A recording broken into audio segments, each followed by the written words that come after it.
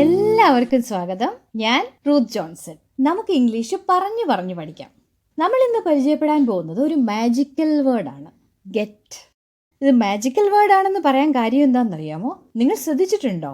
Native speakers സംസാരിക്കുമ്പം 90% സെന്റൻസുകളിലും get എന്നോ അല്ലെങ്കിൽ ഗെറ്റിംഗ്, ഗോട്ട്, ഗോട്ടൻ, ഇങ്ങനെ ഗെറ്റിന്റെ ഏതെങ്കിലും ഒരു ഫോം അവിടെ വന്നിരിക്കും. അപ്പം നമ്മളും ഈ ഗെറ്റിൻ്റെ പല പല ഉപയോഗങ്ങളൊന്ന് പഠിച്ചു കഴിഞ്ഞാൽ ഇംഗ്ലീഷ് സംസാരിക്കാൻ നല്ല എളുപ്പമാകും. പ്രത്യേകിച്ച് നല്ല നാച്ചുറലായിട്ട് നേറ്റീവ് സ്പീക്കേഴ്സിനെ പോലെ സംസാരിക്കാൻ പറ്റും. ഇപ്പം ഞാൻ പറഞ്ഞല്ലോ, ഒരുപാട് യൂസസ് ഉണ്ട്. അതുകൊണ്ട് തന്നെ ഗെറ്റിനെ പറ്റി ഒരു വീഡിയോയിൽ നിൽക്കത്തില്ല. ഒരു 2-3 വീഡിയോ എങ്കിലും ഇട്ടാലേ ഗെറ്റിനെ പറ്റി സാമാന്യമായ ഒരു ഗ്രാഹ്യം നമുക്ക് കിട്ടത്തുള്ളൂ. അപ്പോൾ ഇന്ന് നമ്മൾ ഗെറ്റ് എന്ന വേർഡിൻ്റെ 7 തരത്തിലുള്ള ഉപയോഗങ്ങളാണ് കാണാൻ പോകുന്നത്. ഇതറിഞ്ഞാൽ നമ്മുടെ ഇംഗ്ലീഷ് സ്പീക്കിങ്ങിൻ്റെ ലെവൽ മെച്ചപ്പെടുമെന്ന് മാത്രമല്ല, കോൺഫിഡൻ്റ് ആയിട്ട് സംസാരിക്കാൻ നമ്മളെ സഹായിക്കും. അപ്പോൾ ഇന്ന് നമ്മൾ ഡിസ്കസ് ചെയ്യുന്ന ഈ സെൻറ്റൻസുകൾ നിങ്ങളൊന്ന് നോട്ട് ചെയ്ത് നിങ്ങൾ കാണുന്ന എവിടെയെങ്കിലും വെക്കുകയാണെങ്കിൽ അങ്ങോട്ടും ഇങ്ങോട്ടും പോകുമ്പോഴൊക്കെ ഇടയ്ക്കിടയ്ക്കൊന്ന് വായിച്ച് പ്രാക്ടീസ് ചെയ്താൽ നമ്മുടെ സംസാരത്തിൽ അത് ഉൾപ്പെടുത്താൻ പറ്റും. അപ്പോൾ പ്രയോജനമുള്ള ഒരു ക്ലാസ് ആയതുകൊണ്ട് അവസാനം വരെ കണ്ടിട്ട് ഇഷ്ടപ്പെട്ടെങ്കിൽ ലൈക്കിൽ ക്ലിക്ക് ചെയ്ത് അതെന്നെ അറിയിക്കുമല്ലോ. ആദ്യം നമുക്ക് ഗെറ്റിൻ്റെ ഏറ്റവും കോമൺ ആയിട്ട് ഉപയോഗിക്കാറുള്ള അർത്ഥം നോക്കാം. അതാണ് റിസീവ്, കിട്ടുക എന്നുള്ളത്. I got A new phone from my dad. I got A new phone from my dad. എനിക്ക് അച്ഛനിൽ നിന്ന് ഒരു പുതിയ ഫോൺ കിട്ടി. കണ്ടില്ലേ, ഇവിടെ കിട്ടി എന്ന് പറയുന്നതിന് ഗെറ്റിൻ്റെ പാസ്റ്റ് ടെൻസ് ആയ ഗോട്ടാണ് യൂസ് ചെയ്തത്. അതായത് ഗെറ്റിന് 3 ഫോംസ് ഉണ്ട്. ഗെറ്റ് പ്രസന്റ് ടെൻസിൽ വരും, ഗോട്ട് പാസ്റ്റ് ടെൻസിൽ വരും, പിന്നെ ഗോട്ട് അല്ലെങ്കിൽ ഗോട്ടൻ ഇത് പാസ്റ്റ് പാർട്ടിസിപ്പിളിൽ വരും. ബ്രിട്ടീഷ് ഇംഗ്ലീഷിൽ ഗോട്ട് തന്നെയാണ്, അമേരിക്കൻ ഇംഗ്ലീഷിലാണ് ഗോട്ടൻ വരുന്നത്. അതുകൊണ്ടാണ് ഇത് രണ്ടും ഞാൻ ഉപയോഗിച്ചത്. അപ്പോൾ നമ്മുടെ സെൻറ്റൻസ് എന്തായിരുന്നു? I got A new phone from my dad. അപ്പോൾ നിങ്ങൾക്ക് ഇന്നലെ എൻ്റെ മെസ്സേജ് കിട്ടിയോ എന്നെങ്ങനെ ചോദിക്കും? കിട്ടുന്നതിന് നമുക്കിവിടെ ഗെറ്റ് യൂസ് ചെയ്യാമല്ലോ. Did you get my message yesterday? Did you get my message yesterday? കിട്ടിയോ? കണ്ടില്ലേ, അവിടെയും ഗെറ്റ് വന്നു. ഇനി കിട്ടിയെന്നാണെങ്കിൽ ഉത്തരം എങ്ങനെ പറയും? Yes, I got your message. എന്നാൽ ഈ സെൻറ്റൻസ് ഒന്ന് നോക്കിക്കേ. Shall we get some fruits too? Shall we buy some fruits എന്ന് പറയുന്നതിന് പകരമാണ് ഇവിടെ shall we get some fruits എന്ന് പറഞ്ഞത്. അതായത് ഇവിടെ ഗെറ്റിൻ്റെ അർത്ഥം വരും വാങ്ങിക്കുക എന്ന്. അപ്പോൾ shall we get some fruits എന്ന് ചോദിച്ചാൽ അർത്ഥം എന്താണ്? നമ്മൾ കുറച്ച് പഴങ്ങളും കൂടെ വാങ്ങിയാലോ? ഇതാണ്. അപ്പോൾ ഗെറ്റിൻ്റെ രണ്ടാമത്തെ മീനിങ് മനസ്സിലായല്ലോ, വാങ്ങുക. ബൈക്ക് പകരമായിട്ടും ഗെറ്റ് യൂസ് ചെയ്യും. One more example. നമുക്ക് കുറച്ച് പാല് വാങ്ങണം എന്നെങ്ങനെ അപ്പോൾ ഇംഗ്ലീഷിൽ പറയും? We should get some milk. We should get some milk. അപ്പോൾ ക്ലിയർ ആയല്ലോ ഗെറ്റിൻ്റെ രണ്ടാമത്തെ മീനിങ് ബൈ. ഇനി ചിലപ്പോൾ എന്തെങ്കിലും കൊണ്ടുതരാമോ എന്ന് റിക്വസ്റ്റ് ചെയ്യാനും അതുപോലെ തന്നെ എന്തെങ്കിലും കൊണ്ടുതരാമെന്ന് ഓഫർ ചെയ്യാനും നമുക്ക് ഗെറ്റ് യൂസ് ചെയ്യാം. Example, could you get me a glass of water? എനിക്ക് കുറച്ച് വെള്ളം കൊണ്ടുതരാമോ? ഇവിടെ കണ്ടില്ലേ, ബ്രിങ് എന്ന് വേണമെങ്കിൽ നമുക്ക് ഉപയോഗിക്കാമായിരുന്നു, പക്ഷേ അതിൻ്റെ സ്ഥാനത്ത് ഗെറ്റ് യൂസ് ചെയ്തു. could you get me a glass of water? അതുപോലെ ഞാൻ കഴിക്കാനായി എന്തെങ്കിലും കൊണ്ടുവരട്ടെ എന്ന് പറയാൻ can I get something to eat എന്ന് ചോദിക്കാം. can I get something to eat? ഇവിടെയും ബ്രിങ്ങിന് പകരമാണ് നമ്മൾ ഗെറ്റ് യൂസ് ചെയ്തത്. അപ്പോൾ ഗെറ്റിൻ്റെ മറ്റൊരു മീനിങ് നമ്മൾ കണ്ടല്ലോ, ബ്രിങ്ങിന് പകരമായിട്ട്.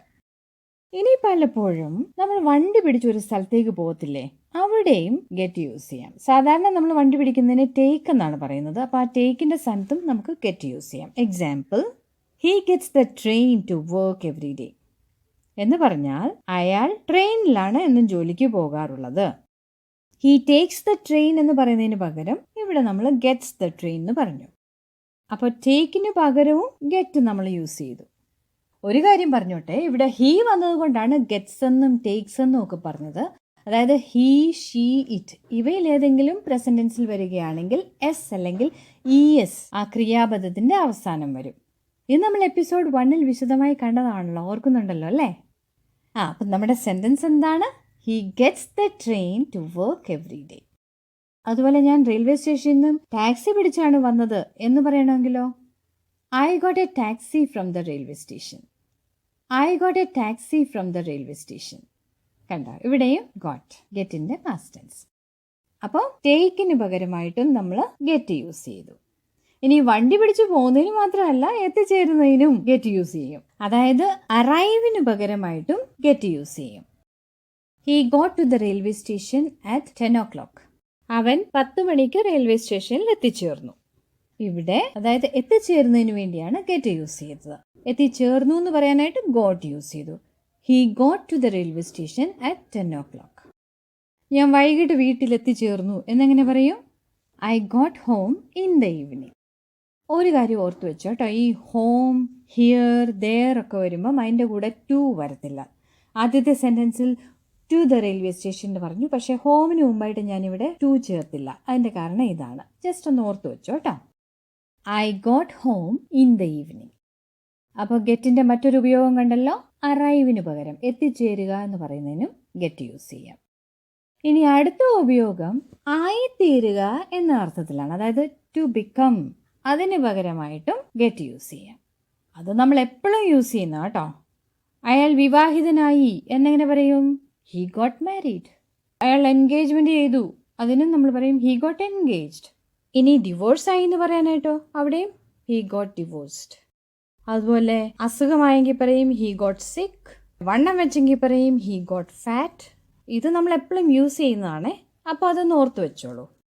കണ്ടില്ലേ, ഇവിടെയെല്ലാം ബിക്കമിന് പകരമായിട്ട് ഹി ബിക്കെയിം ഫാറ്റ് എന്ന് പറയുന്നതിന് പകരം he got fat. He became സിക്ക് എന്ന് പറയുന്നതിന് പകരം ഹി ഗോട്ട് സിക്ക്. അപ്പോൾ ഗോട്ടിൻ്റെ വേറൊരു ഉപയോഗം നമ്മളിവിടെ കണ്ടു. അടുത്തത്, ടീച്ചേഴ്സ് എപ്പോഴും ചോദിക്കത്തില്ലേ, did you get what I teach? Means ഞാൻ എന്താ പഠിപ്പിച്ചതെന്ന് നിങ്ങൾക്ക് മനസ്സിലായോ? അപ്പോൾ അണ്ടർസ്റ്റാൻഡ്, അതായത് മനസ്സിലാകുക എന്നതിനും ഗെറ്റ് യൂസ് ചെയ്യും. അപ്പോൾ did you get what I teach എന്ന് ടീച്ചർ ചോദിച്ചാൽ സ്റ്റുഡൻറ്റ് എന്തുത്തരം പറയും? Yes, I got it. എനിക്ക് മനസ്സിലായി. ഇനി മനസ്സിലായില്ല എന്ന് പറയാനായിട്ട് sorry, I didn't get it. Okay, അപ്പോൾ ഇതുവരെ നമ്മൾ കണ്ടു ടു റിസീവ്, കിട്ടുന്നതിന്, ടു ബൈ, വാങ്ങുന്നതിന്, ടു ബ്രിങ്, കൊണ്ടുവരുന്നതിന്, ടു ടേക്ക്, വണ്ടി പിടിച്ചു പോകുന്നതിന്, ടു അറൈവ്, ഒരിടത്ത് എത്തിച്ചേരുന്നതിന്, ടു ബിക്കം, ആയിത്തീരുന്നതിന്, അതുപോലെ തന്നെ ടു അണ്ടർസ്റ്റാൻഡ്, മനസ്സിലാക്കുന്നതിനൊക്കെ ഗെറ്റ് യൂസ് ചെയ്യാം. ഞാനീ തന്നിരിക്കുന്ന എക്സാമ്പിൾസ് വീണ്ടും വീണ്ടും നോക്കി ഒന്ന് മനസ്സിലാക്കണേ. ഇനി കുറച്ചുകൂടെ അഡ്വാൻസ്ഡ് ആയിട്ടുള്ള 3 യൂസേജസും ഉണ്ട്. പക്ഷെ ഞാനത് അടുത്ത വീഡിയോയിൽ, അതായത് എപ്പിസോഡ് 97-ൽ സെപ്പറേറ്റ് ആയിട്ട് ഇട്ട് തരാം. കാരണം എല്ലാം കൂടെ പഠിച്ചു കഴിഞ്ഞാൽ കൺഫ്യൂഷൻ ആയി പോകും. അപ്പോൾ അതുവരെ ഇന്ന് തന്ന ഈ സെൻറ്റൻസുകൾ ഒന്ന് പ്രാക്ടീസ് ചെയ്ത് മനസ്സിലാക്കണം കേട്ടോ. അടുത്ത ക്ലാസ് പെട്ടെന്ന് തന്നെ ഇടാം. ഒരു കാര്യം പറയാം, ഗെറ്റ് ഇങ്ങനെ മറ്റു വാക്കുകൾക്ക് പകരമായിട്ട് യൂസ് ചെയ്യുന്നത് ഇങ്ങനെ ഇൻഫോർമൽ യൂസിലാണ് കേട്ടോ.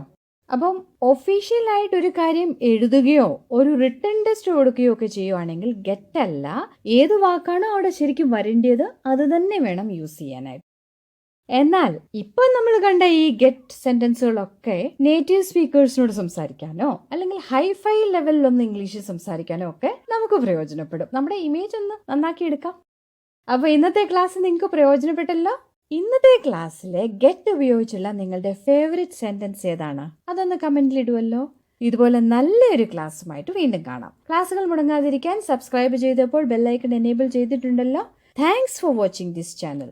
See you again and please stay safe.